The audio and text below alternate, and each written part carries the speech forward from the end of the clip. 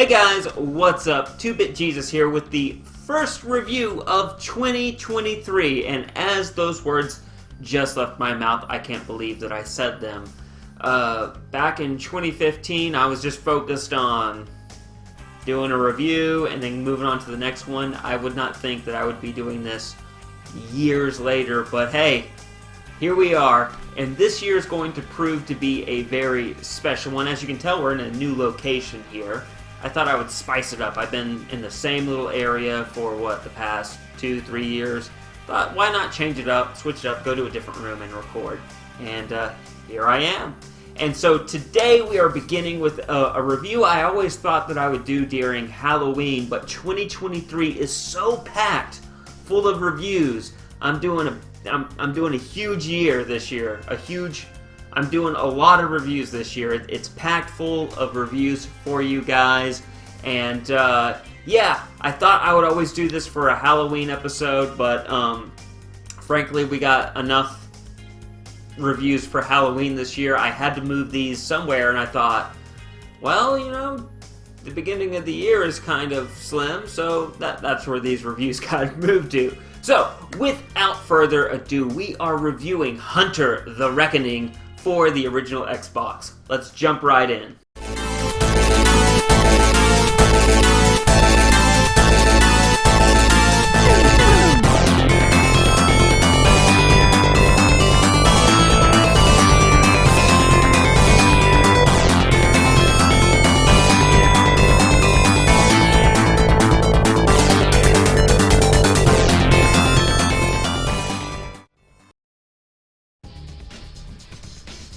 Hunter the Reckoning is a gauntlet-style RPG-esque hack-and-slash developed by High Voltage and published by Interplay for the original Xbox and Nintendo GameCube.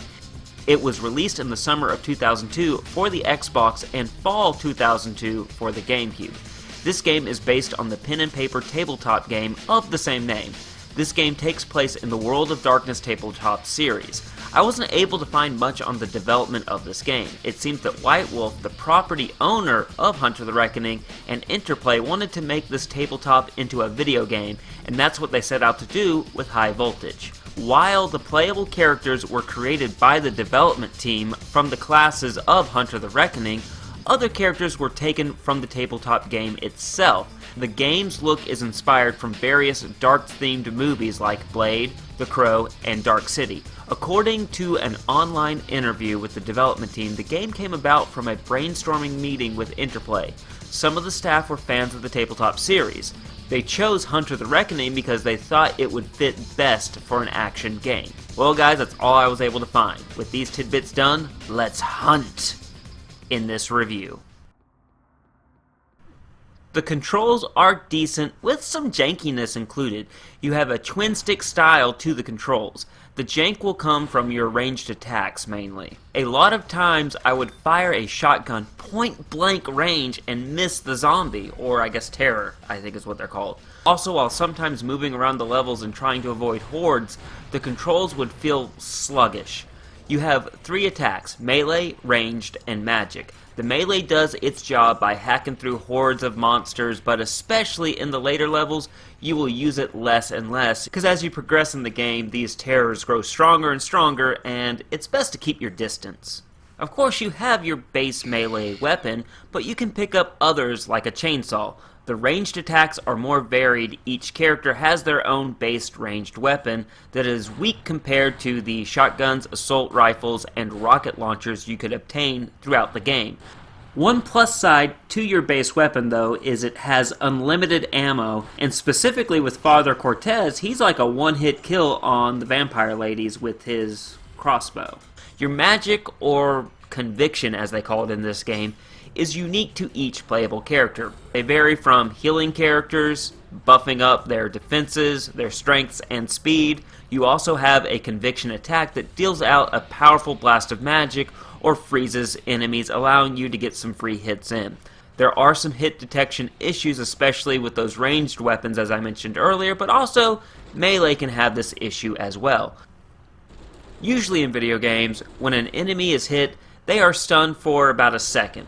Well, in Hunter the Reckoning, they don't seem to be bothered and can shrug off your combo attacks and hit you back midway through your own attack. Oh, by the way, you still get stunned, so the old school video game rules of you getting stunned for a second still apply, but these monstrosities seem to be immune to it. The playable characters are Father Cortez, the judge, who is your mage-like character, Deuce, the Avenger, he's your tank, slow but powerful, Samantha, the Defender, who is the most balanced character with speed and strength, and then finally Cassandra, the Martyr, is the fastest character with weak attacks. Now, this is just nitpicking, but an issue I have with this game is when you choose your character, you are stuck with that character until you quit the game and load your save file up again. I wish they would have given the game a more arcade style by allowing you to select another character when you die. Hunter the Reckoning has some RPG elements to it. Your character levels up the more enemies you defeat. Each level up improves your basic stats and unlocks more conviction magic powers for your character to use. The level design is basic but doesn't need to be more than that. This is an arcade style hack and slash. All you need is big open areas and a few cramped areas to fight your hordes of enemies. This is exactly what Hunter the Reckoning delivers in this game. You have 23 levels with varying objectives, whether it be getting from point A to point B, or completing a level with a time limit, or escorting an NPC across the level, etc., etc. They switch out from these different objectives to keep things fresh, though I feel they could have shaved down the levels just a bit. This game got pretty repetitive. By the time I got midway through the game, it felt very repetitive. Mainly because you were playing previous levels only in reverse. The development team could have cut some of the levels that were just a retreading of earlier levels you had been to. You can save innocents throughout the game that will give you extra lives, and if you save enough, you get the good ending to the game. If you don't save enough, you get the bad ending. Enemies are varied. You have your basic horde of zombies, ranged zombies who have flamethrowers, pistols, and shotguns, oh my, zombie dogs, vampire ladies with assault rifles, exploding spiders, gargoyle statues, weird creatures that were experimented on, astral creatures, and finally the bosses slash sub-bosses. You got a big-ass tank-like monster, a possessed teddy bear, werewolves, angered spirits, and vampire wardens, to name a few. The boss fights are very memorable and work great as a cap-off to sections of the game. Putting it all together, I would have to say Hunter the Reckoning's gameplay is a solid effort for this series' first outing. It does, however, have issues. The controls are far from perfect or smooth, and with the hook to this game getting old and tiresome towards the end game.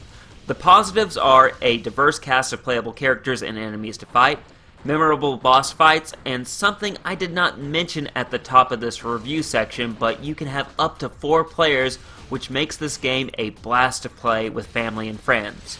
I give gameplay 2 bits. I'd buy that for $1! Out of 4.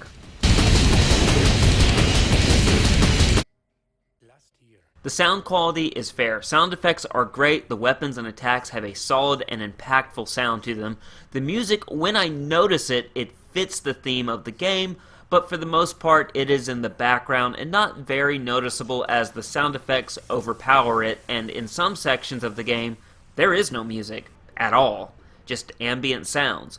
Voice acting is hit and miss. You have some great deliveries like the Vampire Warden and Carpenter, and some flat ones like my main guy, Father Cortez. Sorry, favorite character, but the voice acting, more to be desired.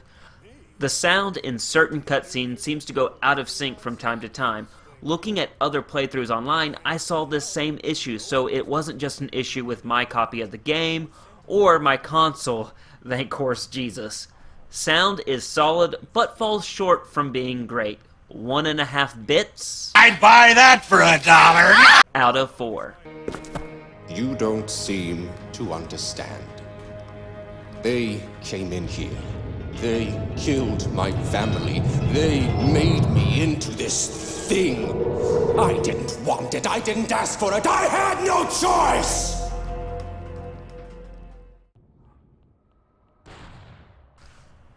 The graphics look very dated by today's standards, but I would also argue they were a notch below a few of this game's contemporaries as well.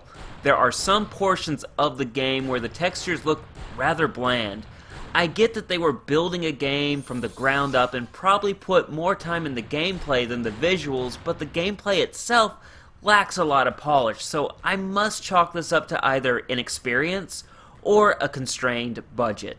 Our main characters look great, as do our main antagonists, but some of the hordes of enemies and NPCs are bland. The world you traverse takes you across the town of Ashcroft. You will travel through the streets, graveyards, sewers, prisons, and a mansion, to name a few locations. The story starts off by explaining the World of Darkness universe. They're giving you a basic narrative and world building setup. In Hunter the Reckoning, monsters hide in plain sight. Vampires, werewolves, and ghouls feed on innocence, and it's explained away as gang attacks, bizarre murders, or animal maulings. Only a few people see them for what they really are. These people are hunters, imbued by a mysterious force to see and fight these monsters. Throughout the game, NPCs will view the town being attacked by monsters as just a riot. The game starts off with the execution of Nathaniel Arcady. His execution unleashes angry, vengeful creatures into the prison. Why are they angry, you ask? Well, it appears that the warden and his other vampire/supernatural pals have been torturing and experimenting on inmates for 50 years. Father Cortez, Samantha, Deuce, and Cassandra are witnesses to this execution and are imbued when the spirits are released. They fight the spirits and monsters back and close off the prison to the public. 1 year later, a bunch of kids doing what young people do in the early aughts, throw a rave in the abandoned prison. This once again releases the monsters onto Ashcroft and brings our heroes back to the town to once again hunt. Our hunters return to the city via train that was sabotaged by the monsters. The train conductor is saved and can fix the train if the hunters can send 50 people to help fix it. The hunters then fight their way through the city, saving innocents along the way. A vengeful spirit named Carpenter appears and informs them that the warden Dagenhart is a vampire and that Dr. Hadrian has been performing flesh-warping experiments on the inmates. Arcady is a werewolf and still alive. Carpenter also helped save a little girl named Kylie and informs the hunters her parents are waiting at the church for her. Carpenter is the guide for our hunters who has ulterior motives, but his cause aligns with theirs for the most part. Once the hunters get to the church, Kylie's teddy bear is possessed and murders her parents right in front of her. Once the teddy bear is defeated, Kylie is sent to the train with her babysitter, and we won't see her again until Hunter the Reckoning Redeemer. Once our hunters battle their way through the prison and hospital, they kill Dagenhart and Hadrian. Carpenter, angry at them for denying him his revenge on the ones who wronged him, attacks our hunters and is eventually defeated. By the end of the game, it is revealed that Dagenhart is not dead from your first encounter and is behind starting the rave and reawakening the haunting as part of his plan to find his family's ghosts and to give them new bodies. By confronting him in the attic of his mansion, the hunters release the tortured spirits, kill Dagenhart, and escape Ashcroft with all the innocents you have saved throughout the game. That is, unless you didn't get 50 innocents. Then the hunters are the only ones who survive, and you get a bummer ending. I really like the story. It's self-contained and ties everything up nicely at the end.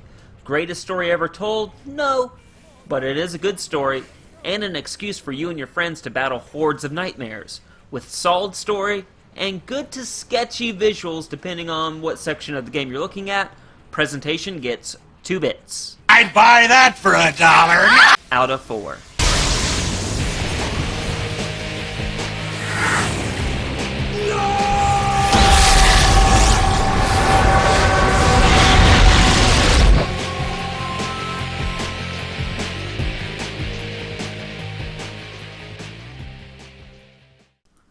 Hunter the Reckoning is an absolute classic on the original Xbox, and while yes, it is dated, and looking back on it, it does have some flaws, still that said, I think it is a worthwhile title to play, and so my final verdict for Hunter the Reckoning on the original Xbox is a recommended buy for the casual and hardcore collector of the original Xbox, and dare I say, even if you have a GameCube, pick this game up. Sure, the GameCube version, it doesn't have all the bells and whistles its Big Brother Xbox version has, but it still at its core is the same game, and it is worthwhile.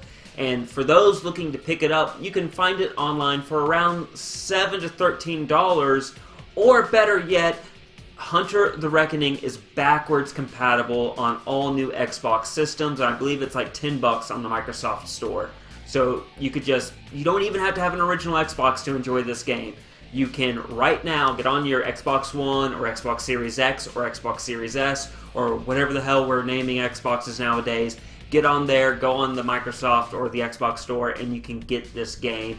And you won't be disappointed, specifically if you have friends to play the game with. This is a great multiplayer game and definitely worth your time. And that's it for the first review of 2023. Let me know in the comment section below what you guys think about this game, and I hope you guys join me for the next episode. I will be taking a look at the sequel to Hunter the Reckoning, Hunter the Reckoning Wayward. I hope you guys join me for that. And of course, as always, let me know in the comment section below what games you would like for me to review, and I will get to them as soon as I possibly can. Well, with all that said, guys, I hope you have a wonderful day, night, evening, whatever time it is for you guys. And as always, stay safe and play on.